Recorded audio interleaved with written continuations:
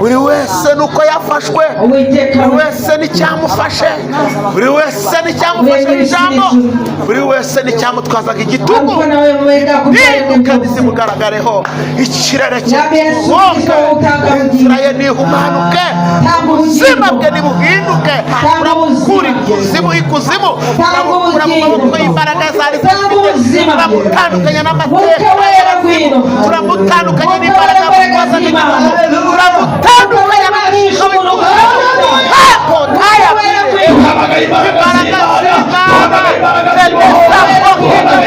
ziziboneka,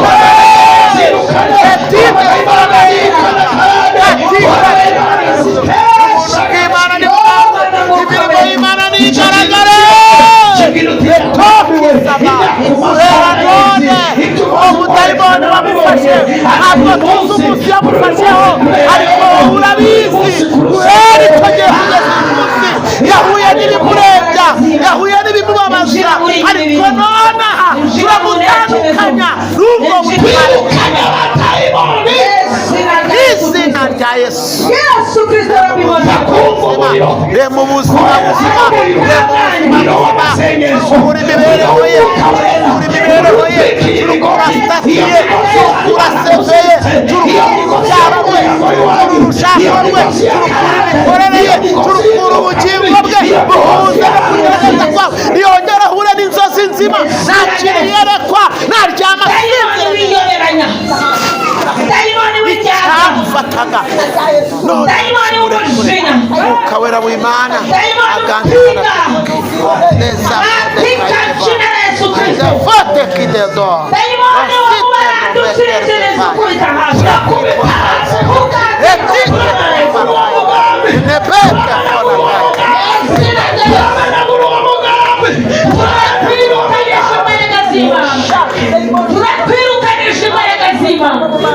ndakwirukana muri iyi mibiri, ndakwirukana mu izina rya Yesu. Izongoi zezane kuimbata negose tenduwe na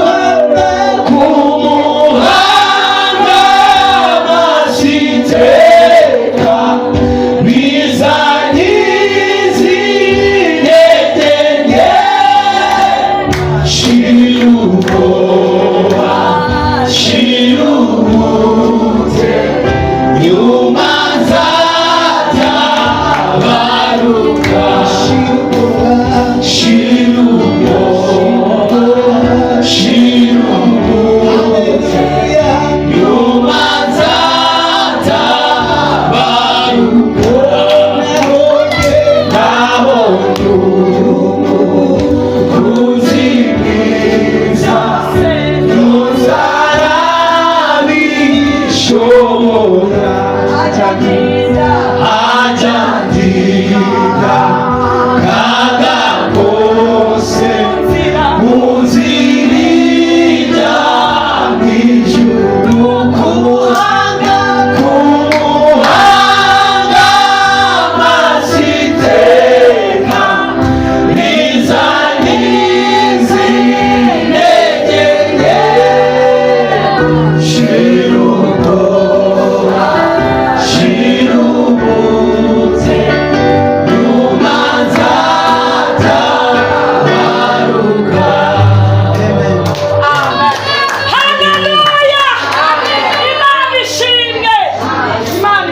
Amazina ni Revera Musanganya Jean, ndi umukristo. Nababwiye ko maze imyaka uyu wa 9 Imana yaraduhaye umugisha wo kujya gukorera mu mahanga. Abazaza mu Bugande tuzabayobora kandi dushima n'igihugu ugira ka passport, ugire n'akarangamuntu, nta bindi bagusaba, uzatembera rwose. Keretse nuva hano banize umuntu ntabwo bizakunda, ariko Imana izakugirira neza. Dusome Mariko igice cya 9. Mushakire umuntu uzi gusoma mumuhe microphone. Mariko igice cya 9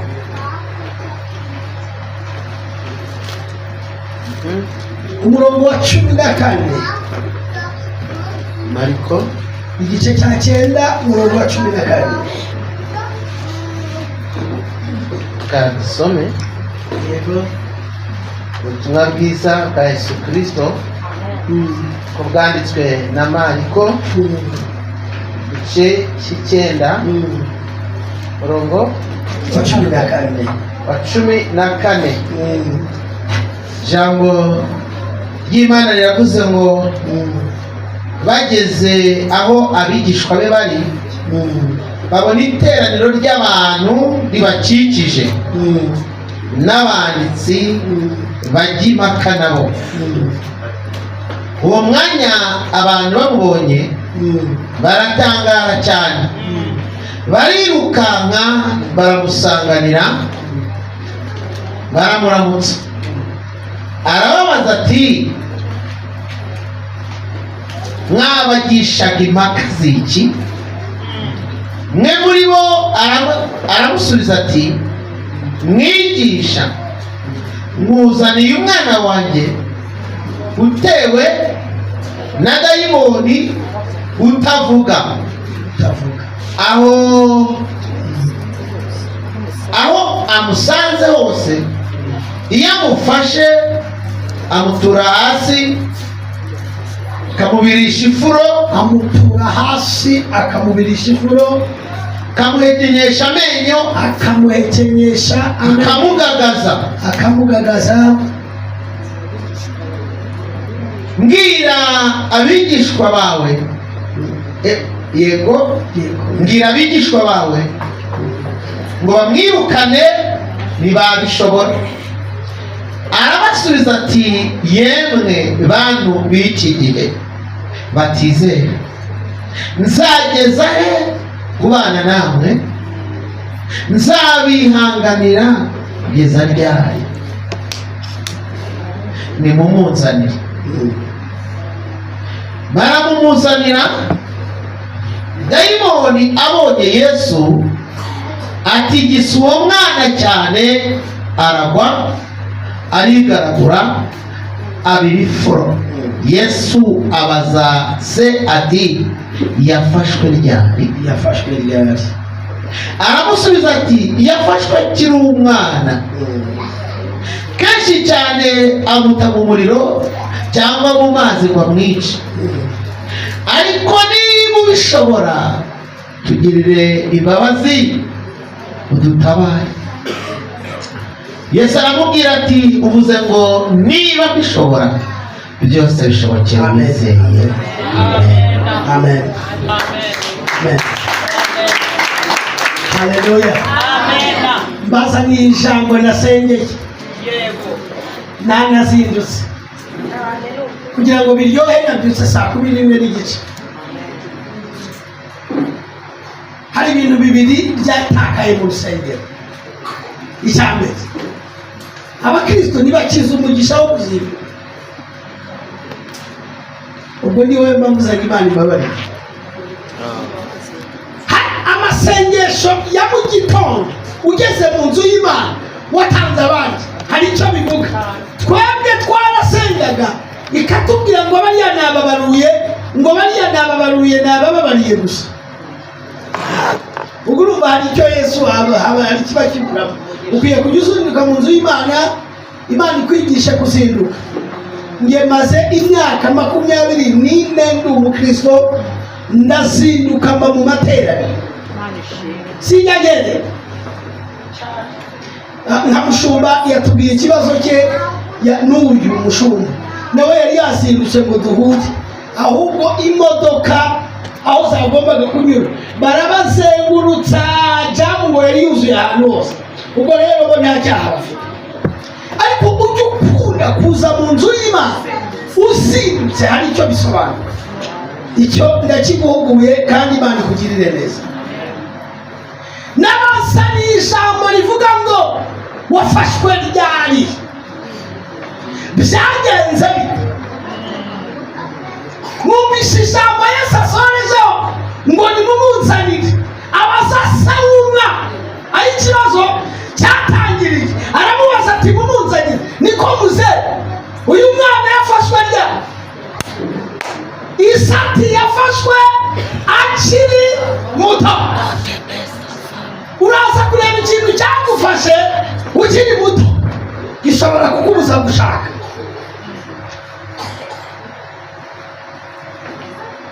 Nari mfite umukobwa ndamuzi, yabaga Kiruhura,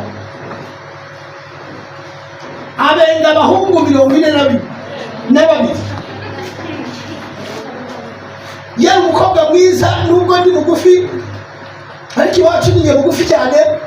Yari umukobwa mwiza w'imfura, noneho umuntu wese uje agahita amurebera hasi. Genda ubaze Imana, murabona dukwiranye. Byashoje ashaka umugabo wamubeshye, birangira acuruza imineke. Yabenze n'abari muri Amerika. Ubwo umudayimoni w'agasuzuguro ubashije bamubya, wamubaza ati uyu mukobwa nibwo agifatwa. Sindakwigisha nibwo agifatwa. Mama arakubwira ati kakiri na gato kagiraga ubushinzi, hari ukuntu kazamuraga umutwe, hari ukuntu bagatumaga kakareba, hari n'amaso kayarebekaga, bisoza kabaye uko kagumiwe. Ndaza kubabwira abadayimoni Yesu yirukanye muri uyu mwana.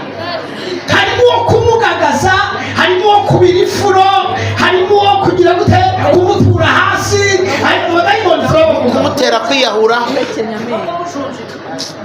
Ndabavuga bagize hasi twabonye.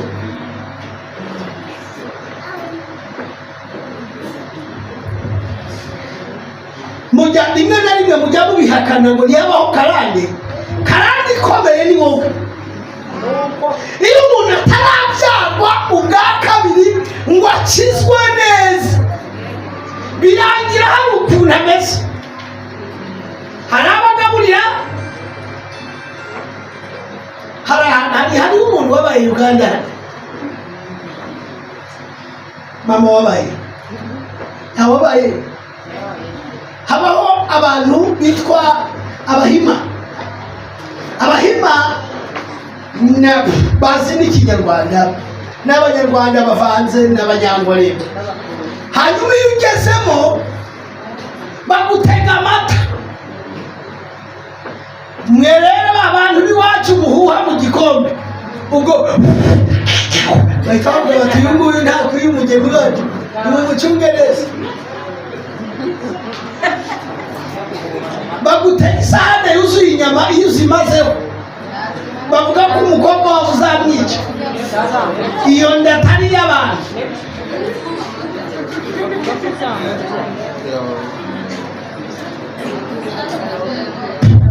Bagira dayimoni ya karande ibabamo yarafashe kera, yo yitwa umuvandimwe. Nta muntu wima umuvandimwe rwose. Iyo umubangiye nagezeyo, nkigerayo banyakiriza ibiryo ndarya, ku mugoroba barambwira bati icyo ushaka turagibura, ni nta kibazo ndamaho. Banyohereza umukobwa wo muri urwo rugo w'imyaka 19. Arambwira ati you know my father sent me to you. I want to help you, my pastor. And also I can speak with you. Anyereka ko turi bunaryamo. Ndamubaza ibi bintu bikoze imyaka ingahe? Ati kuva mu nka tukiri iby'abana. Afashwa uwo munsi arasana nyina wamubyaye. Tekoni hari ahantu cyagufatiye Simple tata. hari ahantu cyagufatiye ahubwo nimuzi kwivuza. Mwivuza mwiyemera. Ubu tufite abahungu bigize abahanga muri Bibiliya. Reka mubwire nukizwa 23 uri mu babaturi bavuga ko Yesu yabirangirije igorogota ukaba utarashaka abagore 8. Nk'umupasiteri ntababwiye yinjiyemo ari umurokore dusengana mu mwobo ubageze ku mugore wa 8. Ntahandi agakizwa kabonera Imana ihumugisha abaririmbyi. Ntahandi Yesu akorera mu muntu wizeye. Kandi iyo utaramenya Yesu kugira ngo Yesu ni umugome.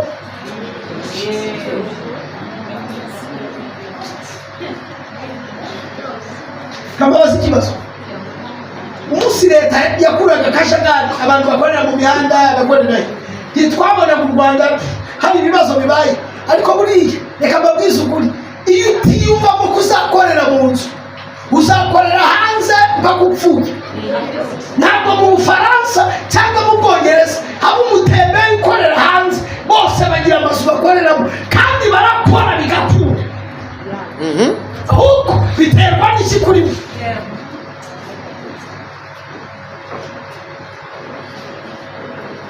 Nahuye n'umuhungu ejo mutoya afite imyaka 24 hanga tubungu rero yaramenye afite imodoka atubungu rero pastor ati ntabwo yiri wa wundi nagahungu nyine kagenda gukundu kubera ubukene ubu yahindishwe.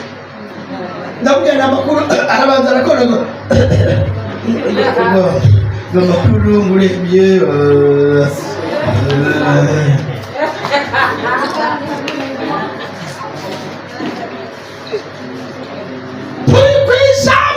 Yesu yabwiye umwana abigishwa bari bamwirukana abadayimoni. Bigisi bivuga hari aho Yesu yaravuye asanga barirukana abadayimoni. Abadayimoni banga kugenda, umwana akarushaho kugagara. None mwese nimusenga murasenga, harimo n'abasenga nijoro.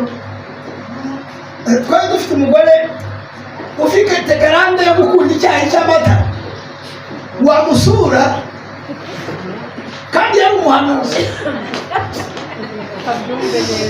agahita asunika akajaga yari kunyweramo neza gake gake munsi y'intebe.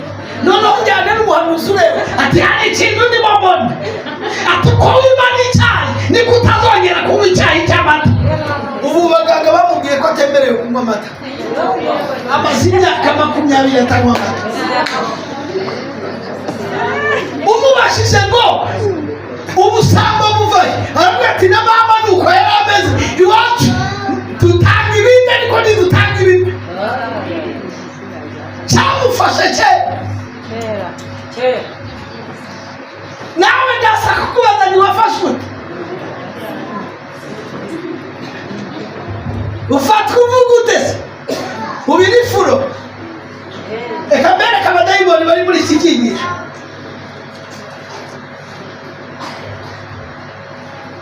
Haleluya. Amen. Hano twasomye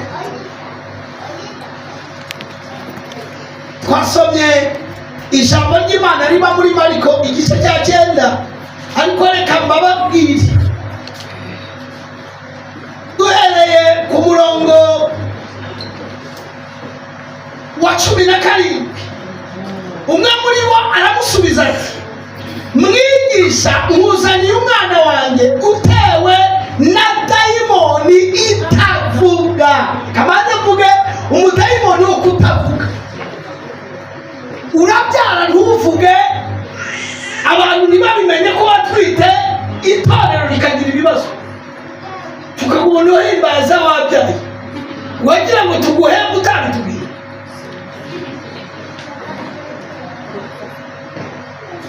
Ubwoko bw'Abagande ntabwo bateye nk'Abanyarwanda. Iyo umuhaye mikoro ashonje ahera ku kibazo afite. Mwami Yesu nubwo nshonje, haleluya, ntabwo birata. Na wowe wambara ikote ryiza ugasa neza ukagira ngo muri mituwele ntibazaguca bene manatara ntibazayaguca, bazayaguca bitewe n'uko umeze.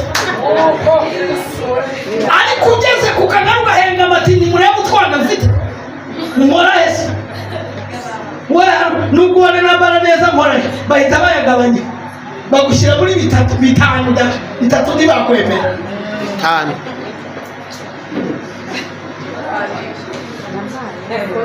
ubwibone bwabatangiye ryari?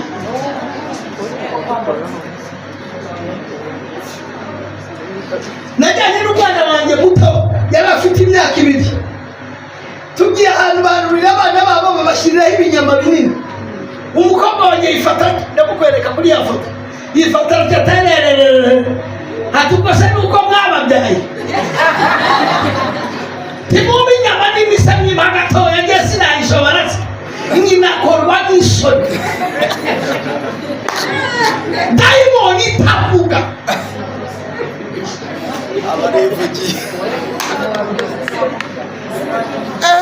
umugabo atashe nijoro saa 4 umugabo aho kugira ngo uvugishe urabyimba ubaye nk'umugati kandi wenda yari ku nama y'akarere ati ubwo niba abagore yararimo nibwo batisheri switi timba washagawe mujya mwirirwa iyo ngiyo mwirirwa muri iyo ngiyo kandi ubwo iyo dayimoni iragusenyera kuko ntuzi kubaza bagomba kumubaza tuvuye icarari uvuye birakureba se arikakaza ariko hari ahantu agera akakubwira ati ariko ati nubwo harakaye hari ahantu twari turi mu nama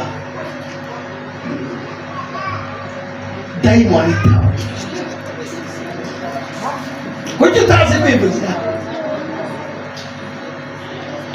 no gusenga muri iryari umeze nabi urimo urapfa uje kwa pasiteri ati ngaho baza usengera amateraniro ati ndakumva Yesu uri inyangamugayo kuva kera uri imfura uri imbarisa amakosa bitabagiye urumva ahantu uri hatandukanye n'ibibazo ufite hituzanye iti mwami nje imbere yawe kukubita imbere yawe ndapfuye nagiye kera gusengana n'umuntu mbere yuko dusenga avuze induti ndapfuye ese koko mama ko tubwiye ngo dusengere atoyereka mande mbibwire ni ndapfuye umugabo wanjye ntabwo tw'Imana yamuvuzeho kuva nimugoroba kugeza mu gitondo kuko n'umukristo utarinda mwe muri ryabya rero benshi n'Imana murayibesha dayimoni itazi kwisobanura ntuzi kuyivuga yirengesha ujya umenya kwatura uvuga uti ngewe ubu umukristo umerutse kubatiza ndavuga ni ngaho uvuga ibyaha byawe ati se ndavuga iki ati wacu ni mu bato ndishinze kuva nkiri muto navuye kwa mama afite imyaka 14 umugabo wa mbere namushatse afite 16 urumva ko ndi indaya rwose arisobanura ati kandi ati abagabo ni 3 dufite karande yo kwirukanka ati ubwo ikinzanye ubundi nje kubwira Yesu ni ikigo ry'ijyaje reka ngubaze uri Imana wakizanye wakiza wowe babwira 3 ati oya timushumba terekwa ati arekwa ibyanjye none se twakatuye oya nyine just uretse kuvuga nabi alo urabesha ukabesha n'Imana wundi wafashwe dayimoni itavuga niyo mpereyeho ukwiye uyu munsi Imana yambwiye ngo twirukane izo karande tuzibwire tuzakwirukana mu buzima bwacu ndakwirukana ngiye kujya mvuga Imana nyivuga uko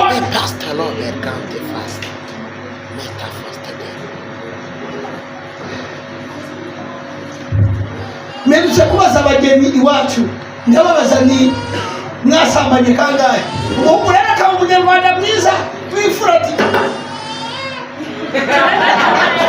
umukobwa akaba umugandekazi ati tuteka migambe musumba nawe mbaho kabibwira umushumu ni nk'imirundi musamvu n'inshuro ubwo yaravuze ngo n'inshuro zirindwi ikindi kirimo kirarembura gusa umukristo akwiye kwivuga ukavuga uko usa ukavuga icyo wananiranyemo ukavuga ikikugora ukavuga ingeso yanze kukuvaho ukayivuga neza uyu mudayimoni utavuga ukamwirukanamo ugahinduka umwana w'irotita dorashite ukaba umukristo uzi kwisobanura ntiwakira utisobanura cyane. Bibiliya iravuga mu Baroma igice cya 3 havuga ngo abayuda barusha icy'abandi ngo babarusha muri byose ngo kuko babikijwe umuntu ubitswe ibyavuzwe n'Imana ntumenye kwisobanura.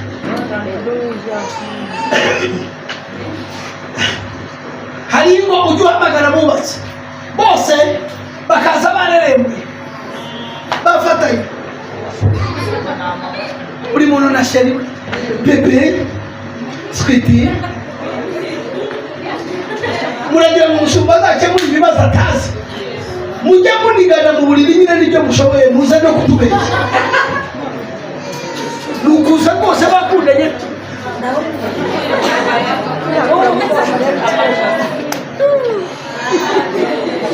banagagaye mukanya ukumva ngo bafite divorce kuwa gatandatu baje bagagaye byusa wifate n'ishinzi imbere y'umushumba umubwira utujya mugabo n'ubwo ureba ari mwiza abyina ariko afite abadayimoni munsi y'ipantaro aranamubita buriya arasekura nibyo bita dayimoni ukwiye kumwirukana kuki utavuga kuki ugiye gupfuka umuntu akaba umudiyakoni hano ukamusengera umugore amuzi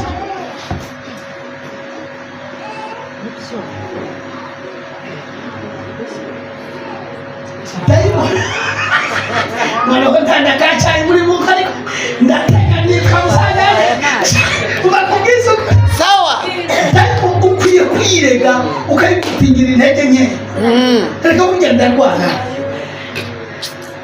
nafite umugore mwiza w'imfura w'inshuti yanjye akambwira ati reka nongeye nese wongeye iki ati ni cya kindi cyo kwa mama mpora ngirwamo bukeye asenga amasengesho y'iminsi 7 ngo yo kwirukana umudayimoni wa nyina yari umukobwa wabyariye kabiri wabo ahita abona umugabo n'ubu baratuye mama imodoka batwara n'inzu babamo ubu ntiwamenya ko uwo mugore yigeze abishinzi ihora yihana icyo cyaha ukwiye kuvuga ibi ukabisobanura tugakora amasengesho yo kwirukana ayo madayimoni.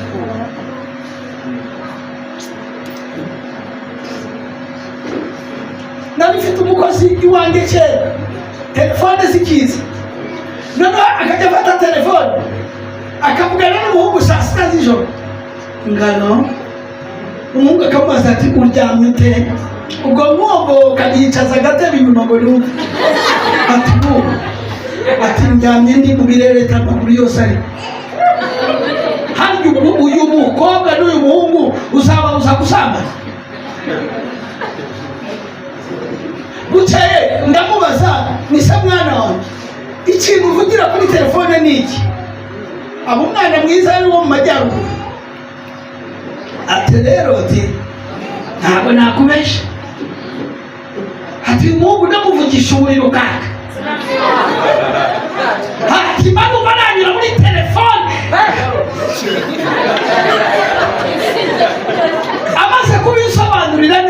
ndamusengera ndamubwira uzamuzanire tuganire. Ubu ni ukuri bakoze ubu. Iyo utavuze n'ibikira uzaba mubi iteka ryose. Amen. Reka twongereho akandi tumuzaniye Moise bafashe mikoro kamfashe. Tumuzaniye umwana wanjye ufite dayimoni itavuga. Komeza imbere ho gato mubyandike, ntabwo mvuga byinshi ku cyumweru. Nzagaruka nyuma y'amezi nk'atatu abiri nzongera amasura. Ibice 9 umurongo wa 17 wari urangiye wendaga kurangira umurongo wa 17 18 niho tugeze. 18 aravuze ngo aho amusanze hose umva uwo mudayimoni kibice iyamufashe amutura hasi. Guma aho ba wicaye ariko uhagumisha agatoki. Dayimoni aho umusanze hose, haba mu isoko, haba mu mujyi nyarugenge, haba azamuka hano ku kinamba hejuru, aho dayimoni musanze amutura hasi. Reka mvurire dayimoni utuye abantu hasi wabamaze. Ubuze ubusambanyi buriho bwarenze indengakamere. Yego, abantu bose barwaye dayimoni yo kugwa hasi. Uramubaza uti hari umugore w'imyaka 60 naramanje nise uzanye ikihe cyifuzo imbere y'Imana. Harabanza ararembura na ka makeup ka maquillage ati ubu ati wamani uri umugabo w'umusore wari kecuru we umugabo w'umusore ufite 60 wiki ngubyarese nguve nibura nusabye n'umusaza wasenganye nibura usabye wazensha nikosha muvani. Uyu mudayimoni wamufashe ryari umutuye hasi kugeza muri 50. Mbaniza mwene so uwo muturage mubwira utari ko wowe wafashwe ryari mungorere hote ntacagufasha ukiri muto wafashwe ryari.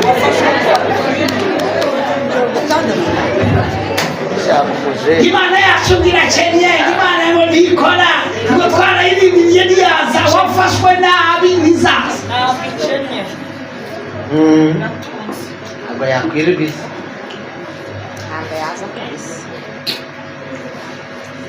Nigeze mbwira umuntu ni hari umunsi mukuru dufite ku rusengero watugurira fanta. Arambwira ati how many? Ndamubwira ni izi Imana ikubwira nizo uzana. Ati okay, let me see. 3 miliyoni niyo fanta ahubwo ati umugabo we ntarashyiraho iyi, umugabo nawe shyiraho indi fanta nimugoroba zibeshesha. Imana igita ahubwo ikibazo ufite uri indyarya ntuzi kwirega. Dayimoni yawe n'itaba muyandika ku rupapuro uze kwandika n'Imana yindi. Iyo dayimoni gutuye hasi uyubwira uti washa nawe sinawe Imana ikundi. Turi hasi.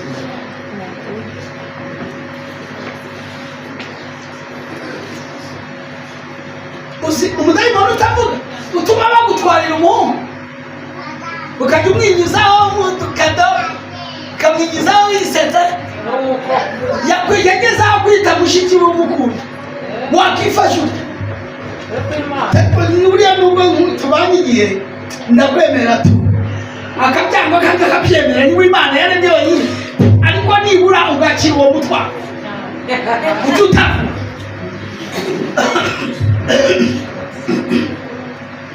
Hano harimo Burundi, hari umuntu wabaye Burundi.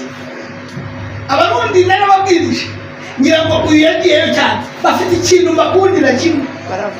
Umurundi asazana n'umugore we bagisohokana cyane. Ariko buriya abagabo b'Abanyarwanda niba gukubise ikiro cy'inyama ati izo ngizo bamureze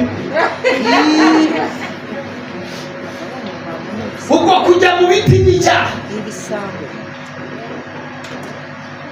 mwakoze kanomansi ariko ukamujyana mu biti ukamwibutsa twa turirimbo twagira ati nkumbu y'umwana twarerewe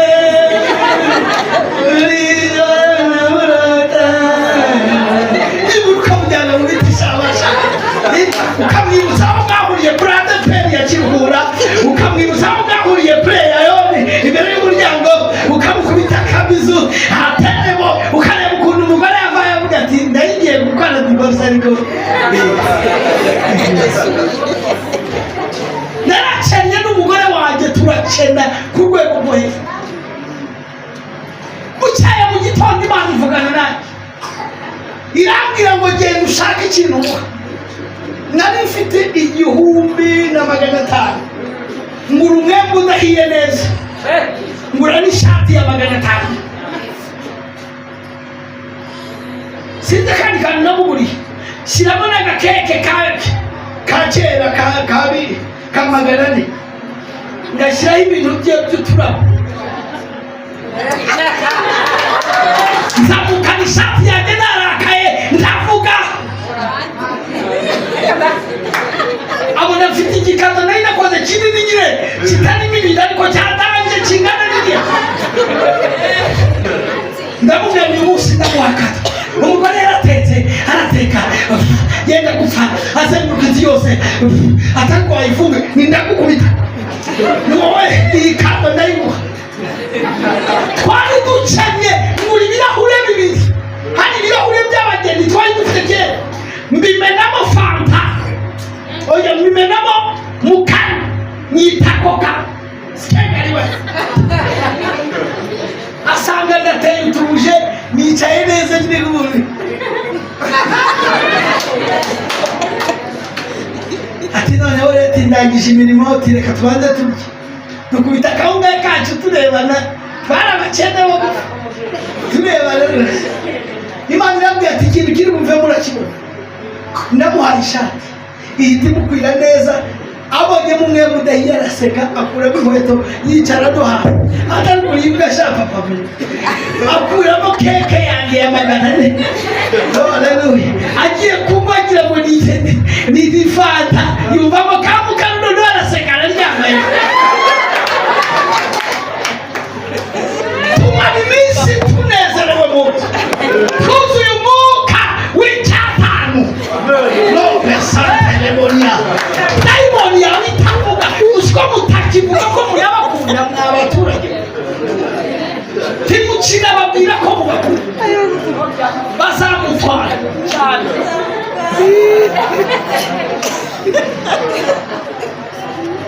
hari hoteli twagiyemo umukobwa aratwitegereza abararereye mu yambaye kabiri aratureba agira ku cy'amaso ati bebe umugabo twajyanye ati alowi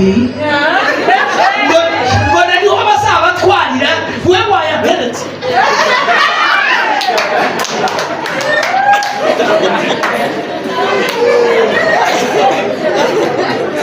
bwira mugenzi wawe ngo kwirukanyemo dayimoni itavuga munegageza ati kwirukanyemo umudayimoni wo kutisobanura ongera umubwira ati kwirukanyemo umudayimoni wo kudasobanurira Imana ikibazo ufite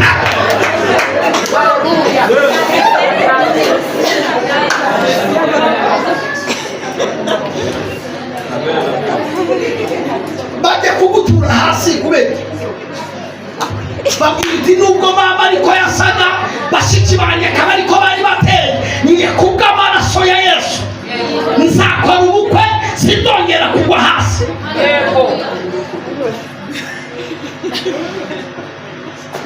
ugafata icyemezo nabonye mu bwana butoya ukiri agakobwa gato ukavuga uti mama hano aticaye nzahamwicaza yego ibiryo mama atariye nzabimugurira ufata icyemezo ufite 13 Imana ikabyumva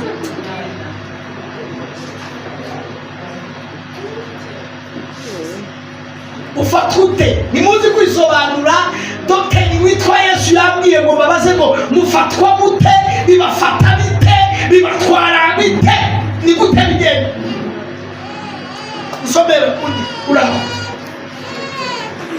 Uwa mbere dayimoni itavuga, iya kabiri igutura hasi, turayirukana, turazirukana. Uzinyandikire ku rupapuro neza mama. Mwarimu uzandike neza. Yego. Tuzirukane murenda yo. Iyo amufashe amutura hasi, akamubirisha ifuro, akamuhekenyesha amenyo. Garukira aho ngaho. Mvuga ukubirisha ifuro n'uguhekenyesha amenyo. Umudayimoni w'uguhekenya amenyo, Imana yambwiye ngo ni umudayimoni w'uburakari bubi wanyu bwamukuriye. Hari abantu batarya mu rugo kubera uburakari bw'abagore.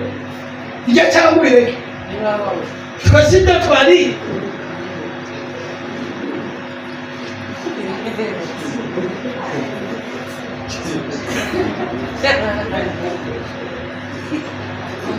Mwiriwe neza, twiriwe nyine.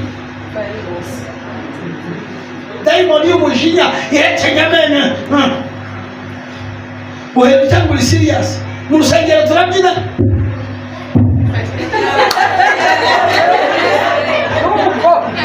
Dayimoni ituma umuntu atishima, agahora yanutse. Wari wabona umukristo ureba amafuti gusa? Muhamagare mu nama y'abakristo. Nta byiza biba mu rusengero, habamo ibibi gusa. Umutima mubi gusa. Dayimoni y'umujinya. Twagira ngo umuhanuzi ugira amahane, ndamuzi. Nge nayoboye hano kumuhimba icyuma cy'amasengero. Noneho yahanura, reba tetelele, Imana izabica mwese, izabakuramo amenyo. Noneho yahagarara hejuru y'umuntu, ndimo ndumva ibyaha, kandi Imana izahita yica umuntu. Arasa n'aho avuga. Bwira mugenzi wawe ngo Imana yacu ntabwo ari interahamwe, mukoreho gatoya, mukoreho mubwira ati yacu ntabwo yica abantu. Mubwira uti mushiki wanjye, mbonye ufite icyaha cy'ubusambanyi, ihane tugusenga. Ibyo mujye mubijyana, kamere bayizana no mu mpano cyane. Ikumva Imana hano isica abantu igahita bamenagura. Nukurikirana na sero mukaratika bose baranutse, avuka mu muryango w'abarakari.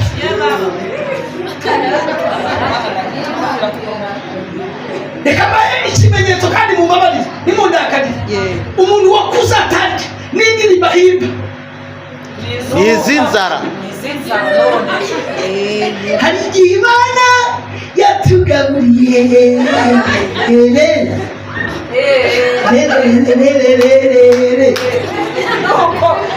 Ubwo umwana wariye hari ubutumwa yumvishe. Ubwo uzagisha inzara gusa, abariye neza. Njye mvuga ahantu heza nanjye kera ifiriti nayiriye mfite imyaka 3. Hanyuma ngo uzigisha abantu bakubiswe gusa, abahondaguka. Dayimoni y'umujinya, uburakari. Rimwe twigeze tugira, hari kuri Christmas, kuri Noheli, imwe ya kera, nari maze kubyara utwana 2, nta giceri twari dufite. Hanyuma ntekera abana banjye ngumana nabo, ndavuga nti turye ibyo dufite. Umutarabaza ati Imana yawe nta nyama igira. Ndavuga nti yangigira ibintu biryoshye ngwino wereke. Ngura agasoda mena mu gikombe. Hanyuma ndababyinira ko nirebesha hirya.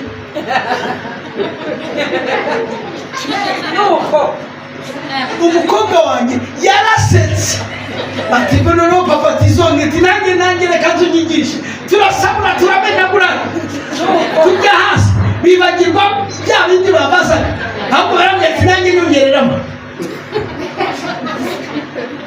Ari abari inyama n'urwo rugo twari turi mu mwuka, abantu bariye neza ari bari. Noneho bwira abana ngo musengere, bahita bamaze kunezerwa bansabira amafaranga. Umwe arasenga, yari afite imyaka 7, 6. Mwami Yesu uri Imana nziza, ujya utanga imodoka nziza, ugatanga amadolari, ugatanga amazu n'ibibanza. Haleluya. Umuhungu asabira ibintu, umukobwa ati wowe usabira iki baba? Papa ujya umwaka dukunda duhekeya atujyana ahantu heza kandi ntituzongere kurya nabi kuri Christmas. Kuva ubwo yabisenga hagiye gushira imyaka myinshi tutabura ibyo turya. Haleluya. Uwo mushinya mushira no kubana, uziko umuntu akora yitatu n'abana bakiyiriza ati mwamurya gutyo tindi turangiza amasengesho. Papa na mama barangiza gushenga akabari bw'abana barya. Halo. Mukabona abana banze gusenga rimwe mwabiteye.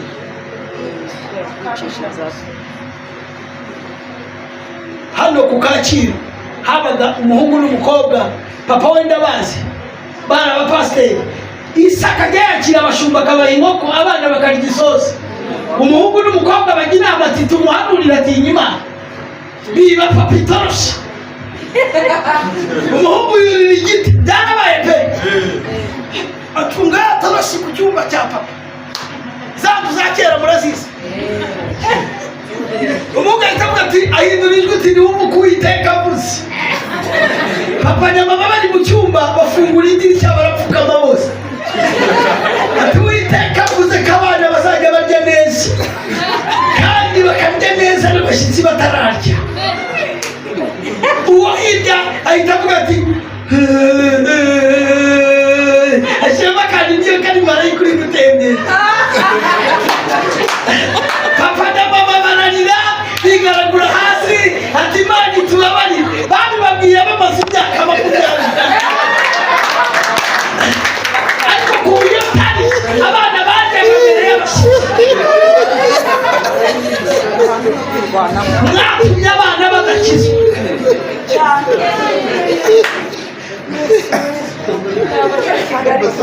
Umushyitsi afite inkoko, umugabo umuhanuzi arimo arayivovota, umwana amureba ati jama karya jyana. Hanyuma ukazamubwira agajya muri korali kugira ate. Halo.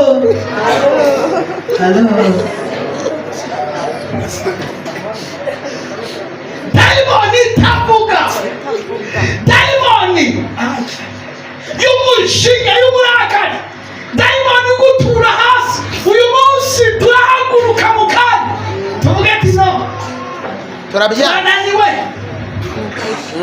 Nawe urabwira ugira ibintu urabwira umuhungu utaragushatse akajya yimukiza nk'aya capati bakagukanda. Umuntu w'umukozi w'Imana hanyuma ukaza hano kutubeshya ngo ubukwe buzaba bwiza. Ni izi divorce zamaze abantu nigute? Hari uwambwiye ngo ufite boyfriend wanje shumba turakundana turanabana mpita negera inyuma nehe murabana ni niyo mpamvu wakuyemo inda. Nini nakuyemo iya mbere. Mbabwira abantu baje gusengana ukwiye kurambirwa umudayimoni ugutura hafi, ukarambirwa umudayimoni w'umujinya, kubira ifuro n'ukwifuza, kumira amerwe y'ibitari byawe, ugahora wifuza imodoka y'abandi, iya mushumba, iya pasiteri ntuze, iya ibintu byose bizaba ibyawe. Jya unyurwa n'icyo ufite. Wambara agakanzu kawe. Hari umwana uri muri Harvard muri Amerika n'umunyarwanda yigeze ambwira ngo ngeseyo Imana impaye amahirwe. Abantu bose ngo baravuye ngo akana k'agakene. Abwira Imana ngo nubwo ndi hanze ntabwo nzamara gusa. Yambara neza, umukobwa aragenda bambarira neza. Aravuga ati sinzambara twa tuntu tumwe utatora n'ikibiriti. Hari ijipo yo gutatora n'ikibiriti ukishukunya hariya bigasaba kumanuka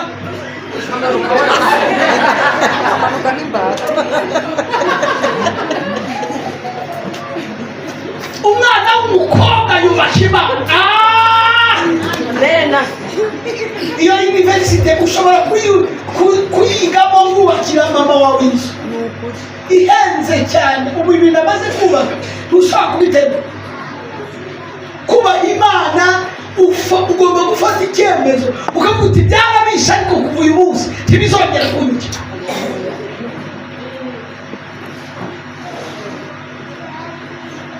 Hari umuntu nabajije hari ibyo bita deception mu Gifaransa, kubengwa.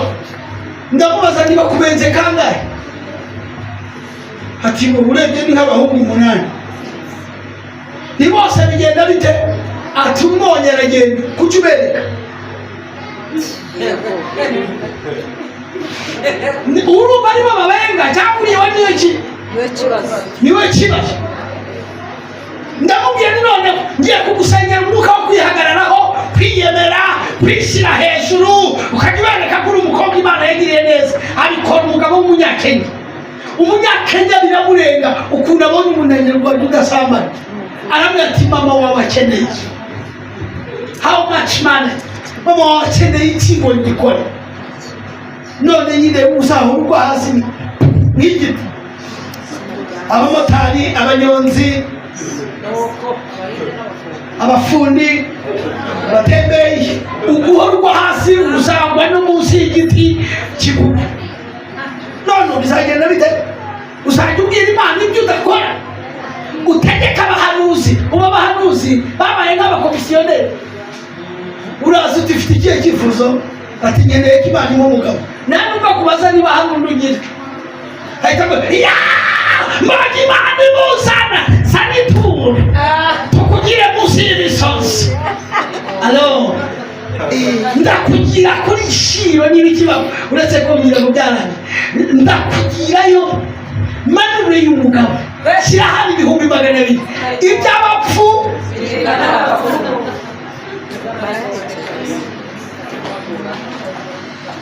Regera Imana uyibwira uti hari ingingo zananiye. Uru rugingo rufite umudayimoni, uru rufite umudayimoni, aya maso niyo afite abazimu. Yesu uvuze induru w'irako ubwira Imana, uyibwira uti ndumva ashaka kuboha. Imana ikeneye ko uyibwira ikibazo. Mama ntabwo Imana yakuvugisha itanu nibyo utekereza.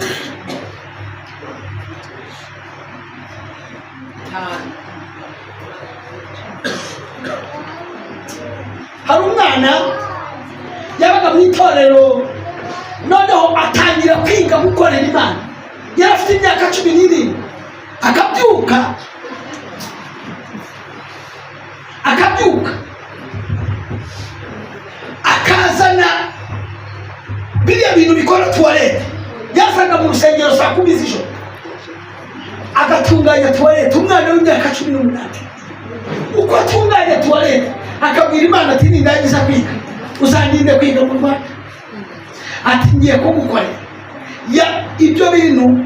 Yaje bafite 16 arangiza kubikora afite 19. Abwira Imana ngo ndagusaba uzaba icyubahiro kiruta cy'abariya bakobwa batazinduka. Umwana mena yubaka tuwarete akageza n'amafaranga papa yamuhaye, akamenya n'ibituma zitanuka. Abantu bageraga mu materaniro bagasanga tuwarete zakozwe n'umukobwa mwiza muremure. Uwo mugore ni mama, uwo mukobwa ni mwiza. Ariko tubwiza reka mushyire hanze mbanze mbone n'Imana. Yagiye kwa kaviza, mwene wamubwiye tugenda ugerageze urebe ko bayiguha. Agenda na pasiporo afite, yinjira muri ambasade singivuga izina. Agezeyo abwira umuzungu turabona nasa n'umukobwa mvugisha ukuri. Umuzungu araseka ati yes. Ati wagera umuzungu ati none kandi nanjye ngira umwana wawe. Urabona ndamutse nize hanze hari icyo waba. Umuzungu aravuga ati ntacyo naba nizana pasiporo bandikira. Ati pasiporo sindayibona. Umuzungu araseka aranarira atari kwa kagakobwa ninde wakanzana. Ati genda ushake pasiporo.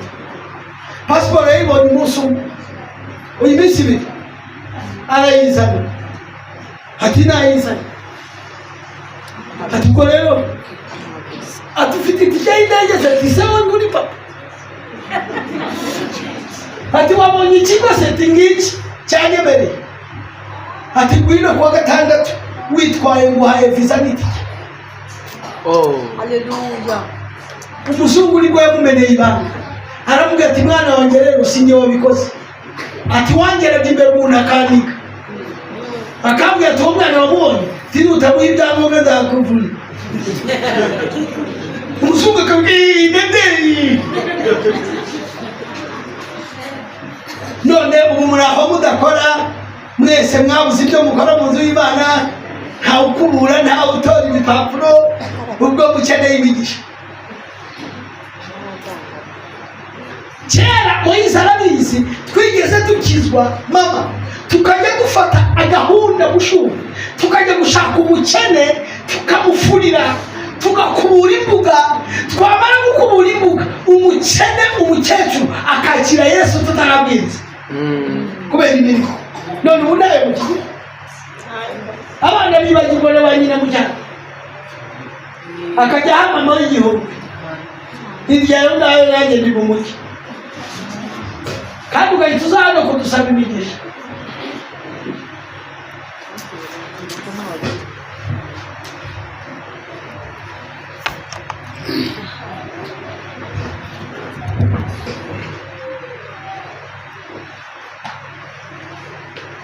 Ongera usomere gato ndashaka ko twiga uyu munsi twige abantu bo muri Rayoni dufite Imana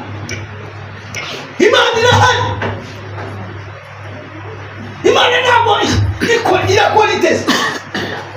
Reka mbabwire mama ntabwo yari umukristo yabibye ibiryo da papa bagaburiye umugabo ngiye gukora ubukwe yari umwana ukiri mutoya baramugaburira yazaga akibira ntibamubuze ngiye gukora ubukwe araza ararira ngo ni musi neza ya papa wawe nge ntabwo nari musi ati papa wawe yambaye ibiryo atanze none ugiye gukora ubukwe imodoka zose izitwara abageni n'izitwara famiye y'umugore zose n'izanjye bizavuye ku bantu babibye kera baripfira ariko kubiba birabakurikira. None ubu dufite abakristu babiba ubusa ukabika udufaranga kuri konti bakajya kubaka n'inzu y'Imana ukikomeza ukamera nk'igufwa ntabwo n'abahari bagende barakarya amateke wahora uhamwe urusengero umwana akarwara mama ukamuvuza miliyoni 5 bikaza kandi Imana yaragusabye akantu kari very simple.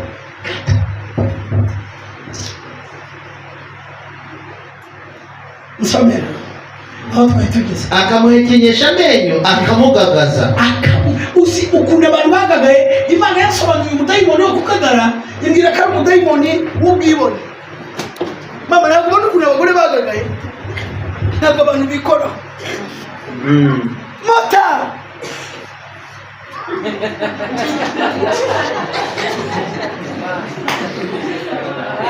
modari abantu baragagaye ku buryo ajya no kuzamura sinabonye wambaye ingutiya niba ari umugisha akazamura ya ngutiya nibuke akayizamura neza kuri posteri umukunda abantu bagagaye bafite ubwibone akazamura akaguru ntabwo bagitinya Yesu Kristo none abantu bo muri Rayoni bazamura ibintu nabo byundumanira bari baragagaye neza abantu baragagaye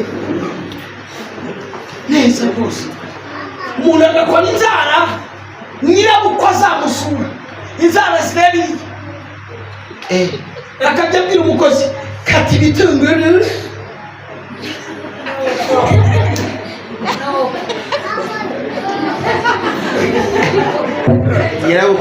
nyirabukwe yaje ndashobora gukora mu makara genda usase harimo n'ababwira abakozi genda usasire n'umugabo nose sintoki wasasa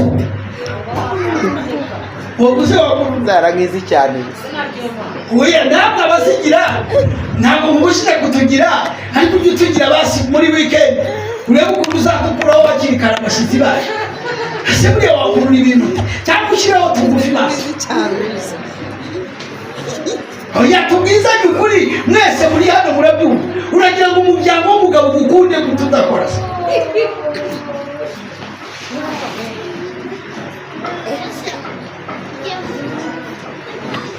umukozi niwe wirirwa ahetse umukozi niwe warurira abashyitsi umuntu yagutwara umugabo rero n'ayo menyo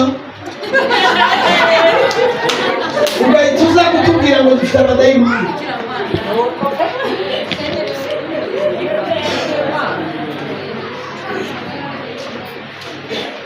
uzi umudayimoni ukugagara abantu baragagaye kandi bafashwe kera hari n'abafashwe vuba ubarukore baragagaye barara muri sauna hari uwabwiye tutujyane umaze kuba munini izo nyama bazisubize ku murongo ndishimisha nigira umurezi ndabwiye ni none ni nyine ubundi kera nari umuhanga ku ishuri kugira ngo nkumve neza amenyo nyasa neza ni nibamara gukurura inyama ni nyine bigenda bite ati hari umwana ugukorera amasasho muri sauna abagagaye uziko nacitse muri salo de coiffure zihenze nemera kujya muziciriritse kariya kumba bakujyana mu kagagara umutwe wose ukawuzana imbere bakura dayimoni bagakora mu matwi bagakuramo ishati ukagaruka kuririmba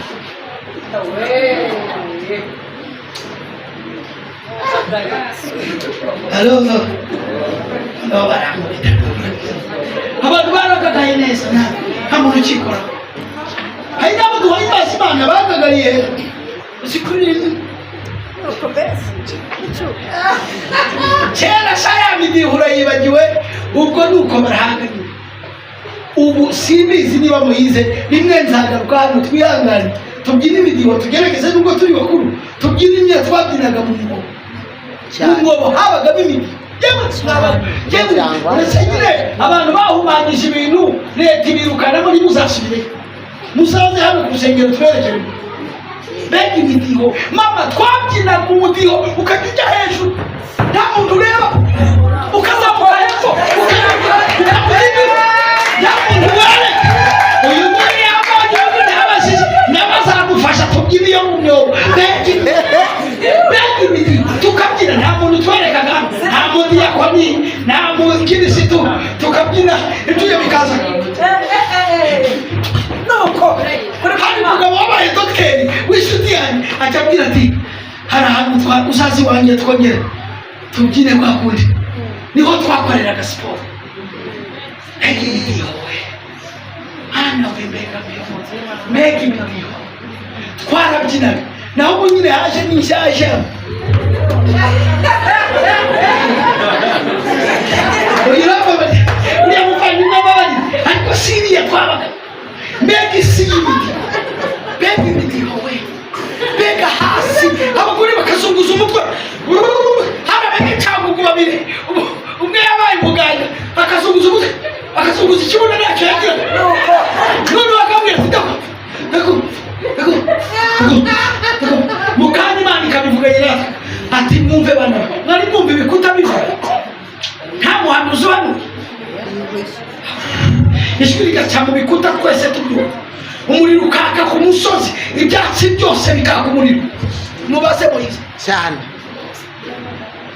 none ubu turangiza dufite ibyo twari dushize naho nyine tubagire dute byabaga mu ko abakristo basengaga bari bakishijwe somera abandi babiri hanyuma dusenge ntabwo nabirangiza byose ariko uyu munsi ndashaka dusenga mbwira abigishwa bawe ngo bamwirukane niba bishobora arabasubiza ati yemwe bantu b'iki gihe batizera nzageza he kubana namwe? Nimumunzanire komeza. nzabihanganira ngeza ryari? nimumunzanire. Nimumunzanire ihangane gatoya gumaho. Yesu aratubwira ngo nimumunzanire. Nzanira uwo mugore ufite umujinya wanze kumushiramo. Nzanira uwo mwana urwaye abadayimoni banyishoro bo kurota ibiroto bibi. Nzanira uwo muntu ufite amahane mu muryango byamubujije no kubaka. Nzanira uwo mubyeyi umaze imyaka arizwa n'ikintu ariko nanone akaba atazi guca bugufi. Twaraye ahantu dukemura ikibazo cy'umugore n'umugabo, umugore yanga gusaba imbabazi umugabo. cyane Ibirego byose bifata umugore yanga gusaba imbabazi. Ati ubwo nyine nambabarire cyangwa uko bazisaba n'iwacu ngende umunyabutare wo hepfo y'uruharya nyine umbabarira cyangwa ubireke.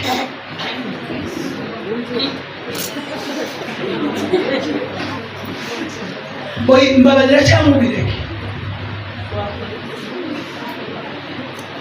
Umugabo ahita atubwira ati muramwumvishe wa mudiyakoni wanyu ku rusengero ni umudiyakoni. Mbabarira cyangwa ubireke. Dayimoni ugagaye neza umuntu akagagawe.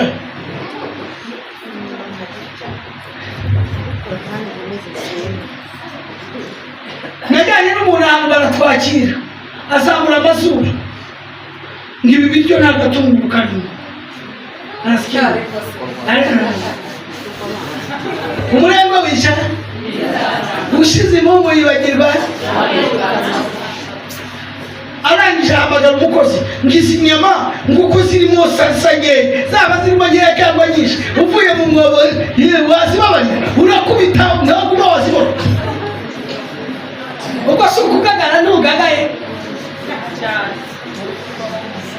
Umva imvugo y'abantu bagagaye ibyo bifi ibyo binyama ibyo bikoko.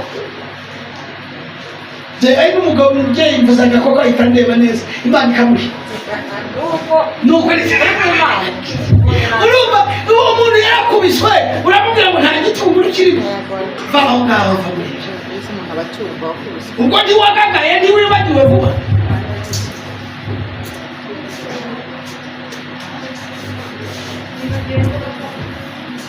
Usenge somera kamwe hanyuma senge nasome 20 avuze ngo baramumuzanira. Dayimoni abonye Yesu atigisa uwo mwana cyane. Ndasaba dayimoni arebe Yesu aragwa. icyo kintu kikurimo kigomba kugwa arigaragura. ugomba gukira abiri ifuro bya Yesu. Yesu abaza se ati yafashwe ryari? Wabuke tse hadi ibindi bifu byari bikiryoshye ariko ni ku cyumweru muzaze mu mibyizi wa gatanu turabaratse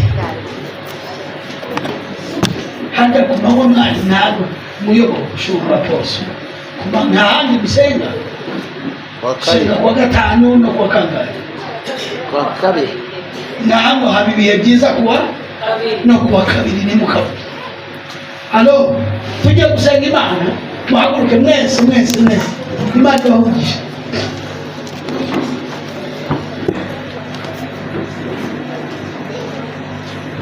Hari ikintu wumva urambiwe cyabaye karande ku buzima bwawe ukibwire ati nyamukubita. Yesu aravuze ngo nimumunzane. Yesu yarambwiye ngo muzane ibyo bintu umushinya ibihemi. Uzi ko umwana aba mu buzima bw'ubutindi bukamukurikirana no mu nzu y'Imana. Kuwa gatanu bari muri hano hari umuntu Imana yavugishije ngira ngo umuyobozi yaraje. Burya biba bikomeye ntabwo byoroshye gusengera umuntu utari wimenya. Tujye gusenga mu buryo butatu. Ngahamagara umuntu wa mbere uba hari ikintu arambiwe abona kimugenzeho imyaka myinshi akizana imbere y'Imana. Simvuga izina ryacyo. Niba hari umuntu ufite ikintu arambiwe kimumazeho igihe, natambuka se tumusengera. Ntabwo nkwinginga kandi ufite agahe gato. Niba hari ikintu ubona cyakugenzeho kikagukururukaho, ntabwo ari icyaha gusa, habaho n'ikiwanyu. Ukabona iwanyu murarwara, umuntu hari uburwayi bw'umuryango, ngo bose barwara diyabete, ngo bose barwara kanseri, umwe akicwa na kanseri, ejo undi akicwa na diyabete. Ndagira ngo dusenge icyo kintu kirege, uvuge ngo kimazeho igihe, kimaze igihe kingendaho, tuje kukirega, tukibwire Imana, tutubwire uti wakinduwe. Ndasaba umushumba yegere hano hafi.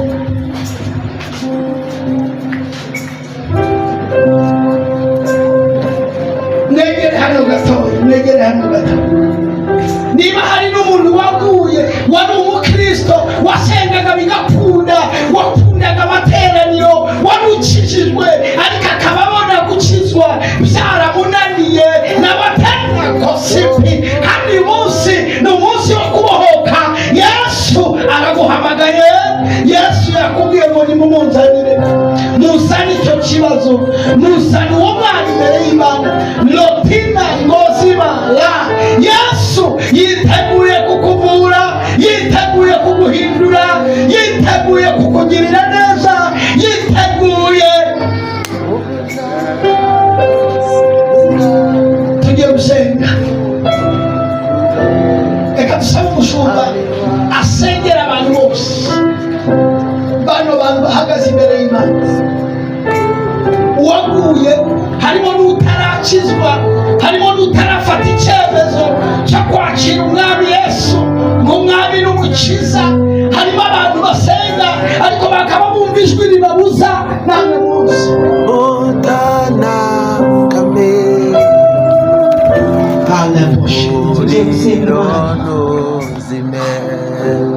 ni wowe wa mbere wo kwatura, ni wowe wa mbere wo kuzamura ijwi ryawe ugataka. Ntabwo waceceka oya, ahubwo uzamura ijwi ryawe. Natwe twinginga Imana. Data wa twese mwiza, mu izina rya Yesu Kristo, aya masaha turi imbere yawe, dusanze abadayimoni bahiga ubugingo bagahiga imibiri. Ni benshi cyane bakorera mu buryo bw'amayoberana. Niyo mpamvu aka mwanya abahungu n'abakobwa bawe ngaba baje imbere yawe mu izina rya Yesu Kristo rifite ubutware n'ubushobozi. Aba badayimoni turabirukanye mu izina rya Yesu Kristo. Dayimoni umirisha imfura, dayimoni ukubita hasi mu izina rya Yesu Kristo. Mu izina rya Yesu Kristo turabirukana mu izina rya Yesu Kristo. Dayimoni zakarande mu izina rya Yesu Kristo. Aka mwanya turabirukana mu bahungu n'abakobwa bawe. Dayimoni sohoka, dayimoni irakura mu izina rya Yesu Kristo. Uhereye aka mwanya ntabwo iyi mibiri irakubita mu izina rya Yesu Kristo. Katika jina la Yesu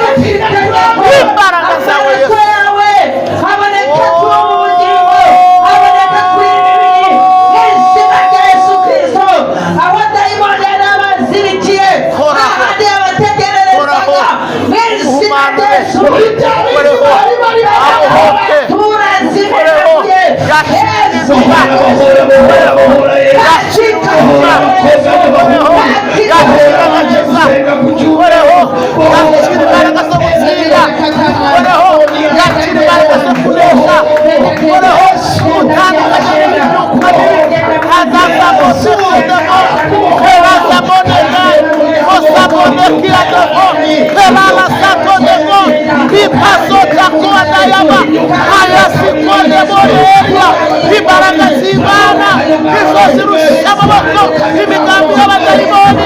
Izo mbaraga z'Imana zirusha amaboko imigambi y'ikuzimu. Katika jina la Yesu, katika jina la Yesu, tunamenagura katika jina la Yesu. Ukubise hasi mbaraga zose.